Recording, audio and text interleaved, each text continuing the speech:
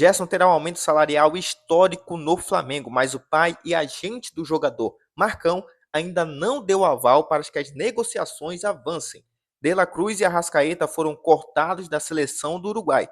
Porém, por motivos diferentes, aqui eu vou deixar uma pergunta no ar. Se o De La Cruz não tinha condições de jogar na altitude, por que ele foi convocado para uma partida apenas? E nesse vídeo eu quero comentar esses e mais alguns assuntos, mas antes quero convidar você que não é inscrito no canal a clicar aqui embaixo, ó, inscrever-se, ativar o sino da notificação, clicar todas e aproveitar para deixar aquele like. O torcedor flamenguista, sem dúvidas alguma, está de saco cheio da data FIFA. E se você, assim como eu, já detestava esse período de jogos da seleção, nesse momento você detesta ainda mais. Por quê?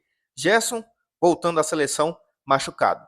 Arrascaeta sentiu a coxa no jogo contra a Argentina, saiu no primeiro tempo ainda machucado. E até que se prove ao contrário, esses dois jogadores podem ser um desfalque para o Flamengo na estreia do Campeonato Brasileiro contra o Internacional. Meu irmão, e que desfalque! A seleção do Uruguai fez uma publicação nas suas redes sociais informando que Arrascaeta e De La Cruz estavam cortados do jogo contra a Bolívia pelas eliminatórias, encerrando ali esse período de jogos da seleção.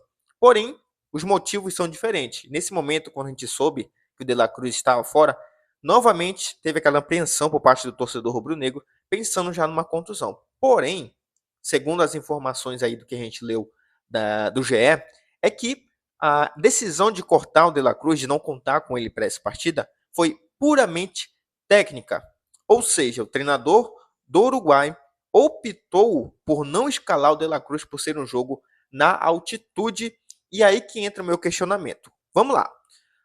O Uruguai ocupa atualmente o quarto lugar nas eliminatórias. E se o Paraguai vencer a Colômbia nesse último jogo desse período de eliminatórias, o Paraguai vai passar o Uruguai. E aí, será que não é importante para o Uruguai contar com um jogador da qualidade do De La Cruz, tendo em vista que o Arrascaeta, que era o titular contra a Argentina, saiu e o substituto imediato dele naquele momento era o De La Cruz. E agora você não tem o De La Cruz porque você dispensou ele. A seleção do Uruguai dispensou o De La Cruz para essa partida para poupar ele. Então, ou eles acham que o jogo contra a Bolívia na altitude vai ser tão fácil que eles vão abrir mão desse jogador de criação no meio de campo, ou o De La Cruz já não tinha condições para atuar na altitude e foi convocado sabendo que ia disputar apenas uma partida. Essa, claro, é uma ideia minha, é algo que eu estou deduzindo, não é informação, tá? E é muito estranho. E vamos lá, o Flamengo tem um jogo contra a LDU na altitude também. Será que o De La Cruz tem problemas para jogar na altitude?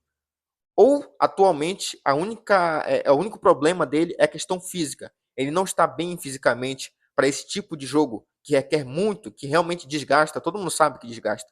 Então, se ele não está 100% para esse tipo de jogo, por que convocar ele para uma partida? E mais, talvez o De La Cruz nem ia entrar no segundo tempo completo. Se o Arrascaeta está bem, ele ia entrar, sei lá, na metade do segundo tempo. Então, jogar, sei lá, 30 minutos. Então, cara, não faz sentido isso. E mais uma vez, o Flamengo pode estar saindo perdendo. Claro, as informações divulgadas até o momento que eu estou gravando esse vídeo é que não tem lesão do De La Cruz. Mas sim, foi a opção técnica. E até que se prove o contrário, o Flamengo tem Gerson e Arrascaeta aí com possíveis lesões. O Gerson, né, a gente sabe que pelo visto não tem, foi apenas desgaste muscular, mas vai ter que voltar para o Flamengo, vai ter que fazer um tratamento especial para ficar à disposição 100% para o jogo contra o Internacional, que vai abrir o Campeonato Brasileiro. O Arrascaeta, não. A gente sabe, não é de hoje, inclusive já fiz vídeo falando sobre a condição física do Arrascaeta aqui no canal, não é de hoje que ele não consegue, cara, ter aquele vigor físico que a gente está acostumado.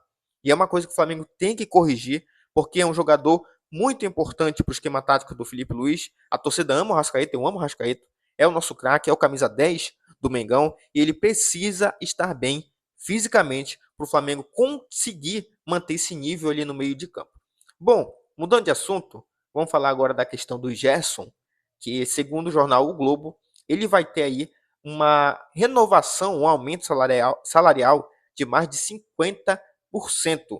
E se isso acontecer, se ele aceitar a proposta do Flamengo, que também vai dar aí um período de contrato recorde para ele até 2030, ele vai ter então um aumento histórico no clube. Por quê? Vai ser o maior aumento oferecido pelo Flamengo para um jogador que ainda tem contrato com o clube.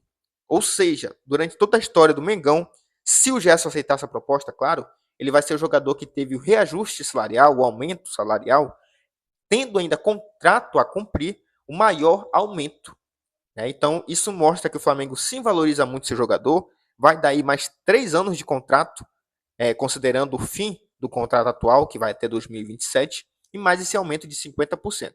A informação também do Globo é que o salário dele atualmente é pouco menos de R$ 1 milhão, e com esse ajuste ia para 1,5 milhão de reais. Porém, ainda distante de ser um dos mais bem pagos do elenco. Isso porque ele ficaria atrás, por exemplo, do Michael, do Bruno Henrique, do Danilo, que tem ali os salários bem altos. Mas 1,5 milhão de reais, pelo amor de Deus, não é um salário baixo, pelo contrário, é um salário muito bom. E mais um período de contrato com ele, né? A gente está em 2025, aí pelo menos mais 5 anos jogando pelo time do coração. E tudo está na mão agora do Marcão, que é pai e agente do jogador. Inclusive, essa semana aí saiu algumas notícias, fofoca, informação, que o BAP, ele meio que ironizou o Marcão, o pai do Gerson, falando que eles fizeram a proposta de aumento salarial, um período maior de contrato, e o atleta Marcão não havia aceitado. Claro, ironizando, né, que o Marcão não é atleta, é pai e é agente do Gerson, mas pelo visto a relação entre BAP e o empresário do jogador, do Gerson, né, não é das melhores. Então que isso se resolva logo, porque o Gerson é muito família e talvez ele escute, talvez não, né? Fui infeliz no que eu falei. Ele vai escutar sempre o empresário, o pai dele, que está do lado dele para tudo, desde o início, enfim. Tomara que isso se resolva logo, é uma excelente proposta, é um período de contrato muito bom e ele sim vai ser muito valorizado ao longo do tempo no Flamengo. Bom, para encerrar o vídeo, falar agora desse prejuízo que o Flamengo tem aí de quase 56 milhões. A palavra correta é inadimplência, tá? O BAP diz que encontrou uma inadimplência de 56 milhões no Flamengo. Então o Flamengo vendeu aí bastante gente e não recebeu. E pior, não estava nem cobrando isso, certo? Abre aspas aí para o BAP. Não deva ao Flamengo que a gente expõe seu nome. Temos que sanar esse tipo de atitude. Não faço acordo nenhum, nem dou desconto. O recado foi dado por BAP durante reunião com conselhos do Flamengo na última quinta-feira. O presidente, que acaba de completar 80 dias como presidente do Flamengo, expôs dívidas de times da Europa e do Brasil com o rubro-negro e afirmou que encontrou inadimplência milionária sem cobrança. Tá? Então o Flamengo vendeu aí, por exemplo, Daniel Cabral, vendeu André Luiz, Igor Jesus, e esses jogadores eles foram vendidos, né? O Flamengo não fez nenhum tipo de exigência, não pediu nenhuma garantia para esses clubes. O dono do Estrela Amadora é o mesmo do Leixões. Então o Flamengo não estava cobrando, na antiga gestão não tinha essa cobrança. Então de 10 milhões que o Flamengo fez em vendas, só recebeu 200 mil euros. Pelo amor de Deus, que prejuízo. Na apresentação, o presidente do Flamengo disse que o valor total da inadimplência, como eu falei, é de 56,2 milhões de reais. E que nenhum dos clubes europeus inadimplentes estava acionado na FIFA. Então eles estavam andando por aí como se não devesse nada. E a FIFA não estava sabendo, mas agora, segundo o presidente, a FIFA foi acionada para a questão do débito desses clubes da Europa com o Flamengo.